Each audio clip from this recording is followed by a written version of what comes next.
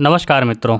राहु का गोचर वर्तमान के तुला राशि से कन्या राशि में हो चुका है, यानी 31 अक्टूबर 2023 की रात्रि से ही। तो अभी तक हमने केतु का क्या प्रभाव होगा गोचर का, इसमें मेष, वृष, मिथुन और कर्क राशि पर फल जाना है। आज हम उसके आगे की 4 राशियाँ सिंह राशि, साथ ही साथ कन्या राशि, तुला राशि और वृश्चिक राशि पर इसका क्या प्रभाव होगा इसको जानेंगे। उसके पहले मैं आपको एक सिंपल सा बहुत ही साधारण टोटका बताता हूँ, जिससे कि घर में सुख, शांति और समृद्धि ये तीनों चीज़ आता है, मतलब सकारात्मकता घर में फैलता है। उसका उपाय है कांच का कछुआ, मतलब कि जो शीशे की जो कछुआ होती है उसे घर में रखना चाहिए और उसे हमेशा जल में रखना चाहिए, शुद्ध जल में रखिए और प्रतिदिन या फिर सप्ताह में उस जल को बदला भी कीजिए। सामने जो आपको फ़ोटो दिख रहा है, इससे आपको देखकर पता चल सकता है कि ये जितना भी संसार में चीज़ें हैं, जो भौतिक वस्तुएं हैं या फिर जिस चीज़ के पीछे भी भागते हैं हम, वो सिर्फ क्षणिक हैं, अर्थात क्षणभंगुर हैं। वो परमानेंट इन नेचर नहीं है, वो टेम्प्रोरी इन नेचर हैं। तो आपको परमानेंट इन नेचर अर्थात परमेश्वर के पीछे जाना चाहिए, क्योंकि हम परमेश्वर को ही छोड़ के बाकी इस मायावी चीज़ में लगे रहते हैं। तो राम नाम का जप भी आप हमेशा कीजिए। आप कोई भी ग्रह का उपाय कीजिए ना कीजिए, राम नाम का संकीर्तन जरूर किया कीजिए। आइए हम जानते हैं सिंह राशि पर केतु का जो गोचर हुआ है उसका क्या प्रभाव पड़ेगा। केतु आपके वर्तमान में तुला राशि में थे, जो कि अब कन्या राशि में आ चुके हैं। तो आपके तीसरे भाव से वो दूसरे भाव में आ चुके हैं। जब तक तीसरे भाव में थे आपके लिए फल लगभग सही दे रहे थे, क्योंकि तीसरा भाव उपचय होता है और उपचय भाव में क्रूर ग्रह अच्छे फल देते हैं, वृद्धि कराते हैं। संघर्ष तो याद रखिए कराएंगे ही कराएंगे, क्योंकि क्रूर ग्रह हैं। तो क्रूर ग्रह मेहनत करवाता है, संघर्ष कराता है, तब जाकर आत्मविश्वास और जो एक्सपीरियंस कहते हैं हम वो देता है। लेकिन अब ये आपके दूसरे भाव में चले गए, तो आपको अपने पारिवारिक जीवन में सतर्कता बरतना है, क्योंकि केतु जहाँ जाते हैं वहाँ विध्वंसक कराते हैं। विध्वंसक बोले तो वहाँ से अलगाव कराते हैं। अलगाव कराना मतलब कि दूसरा भाव होता है परिवार का, पैतृक संपत्ति का, आपके स्वयं के जो फेस है आपका, उसका मुख का, वाणी का, जीभ का।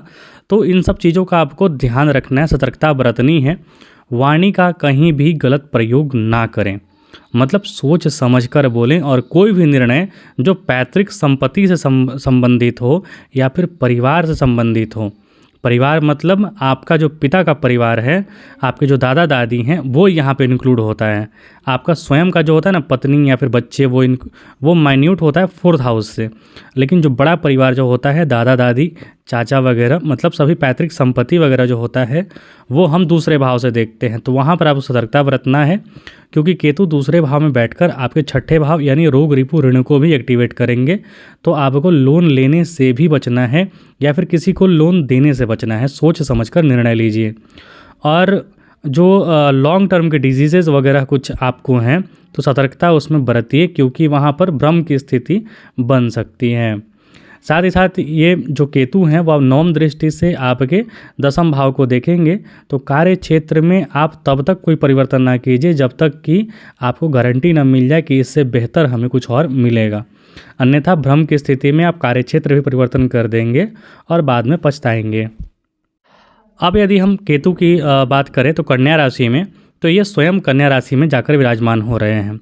और आपके 7वें भाव में याद रखिए हमेशा राहु रहते ही हैं, क्योंकि राहु और केतु हमेशा 180 डिग्री पर मतलब पॉजिटिव रहते हैं। तो जैसे ही केतु यहाँ पर बैठे तो आप पारिवारिक उलझनों में ज़्यादा उलझेंगे। पारिवारिक उलझन यहाँ पे समझ लीजिए सिंह राशि के लिए आपका पैतृक था, लेकिन यहाँ पर जो हो गया ना, पारिवारिक रिलेशन, आपकी पत्नी, आपका स्वयं का जिससे आप डील कर रहे हैं एडवर्सरी, वो हो गया, आपका व्यापार हो गया और आपका स्वयं का संतान हो जाएगा, क्योंकि 5वां भाव भी यहाँ पर एक्टिवेट हो जाएगा। तो यहाँ पर आपको काफ़ी सतर्कता, सावधानियाँ बरतनी है, क्योंकि केतु आपके मस्तिष्क पर, आप पर स्वयं विराजमान हो जाएंगे। तो यहाँ पर गलत निर्णय की स्थिति ज़्यादा बन जाएगी। तो यहाँ पर आपको अपने गुरु के शरण में जाना होगा। क्यों?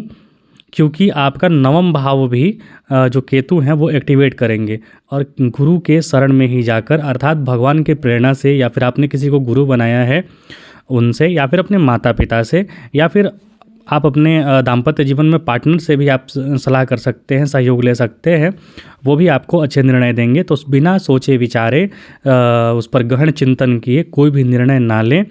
बीमारियों से बचें, क्योंकि सप्तम भाव पर इनकी नज़र है, तो सप्तम भाव पेट उदर से संबंधित होता है, वहाँ भी कुछ ना कुछ खटपट बीमारियाँ ये ला सकते हैं यदि आपका दैनिक जीवन खराब हुआ तो। क्योंकि सप्तम भाव पर राहु भी बैठे रहेंगे, तो राहु जहाँ बैठते हैं वहाँ उलझाते हैं, और केतु आपके लगन में बैठ रहे हैं तो आपके चोट चपेट के भी योग बन रहे हैं। तो चोट चपेट से बचने के लिए आपको हमेशा हनुमान जी की आराधना करनी चाहिए, और मंदिरों में या फिर कहीं भी जहाँ आपकी आस्था हो वहाँ पर झंडा का दान कीजिए, क्योंकि केतु को ध्वजा भी माना जाता है जो सदा लहराते रहता है। अब यदि हम तुला राशि के बारे में चर्चा करें, तो आपके लिए जो केतु हैं वो 12वें भाव में जा रहे हैं। और याद रखिए, स्टार्टिंग का जो ये महीना है ना नवंबर में, जिसमें 3 नवंबर को जो शुक्रदेव हैं वो भी कन्या राशि में ही जा रहे हैं, नीच हो जा रहे हैं। तो सतर्कता एक महीने एकदम ज़बरदस्त बरतनी है सभी कोई को, सिर्फ आपको ही नहीं, सभी राशियों वालों को सतर्कता बरतनी है। क्योंकि नीच के जो शुक्र होते हैं ना, वो भौतिकतावादी नहीं होते हैं। भौतिक चीज़ों में देते तो हैं कि भौतिकतावाद जाओ, सुख संपत्ति की ओर जाओ, धन दौलत की ओर जाओ, लेकिन वहाँ जाने पे जल्दी सफलता मिलती नहीं है। व्यक्ति को संघर्ष करना पड़ता है, अनुकूल सफलता नहीं मिलता है। मतलब आप जितना मेहनत करेंगे उसके हिसाब से जो सफलता मिलनी चाहिए वो नहीं मिलती है, आत्मसंतुष्टि नहीं होती है। और केतु 12वें भाव में बैठे हैं, तो आपके जो घर परिवर्तन है या फिर स्थान परिवर्तन है, या फिर आप कहीं घूमने जाने को प्लानिंग कर रहे हैं, तो उसमें आपको सहयोग करेगा।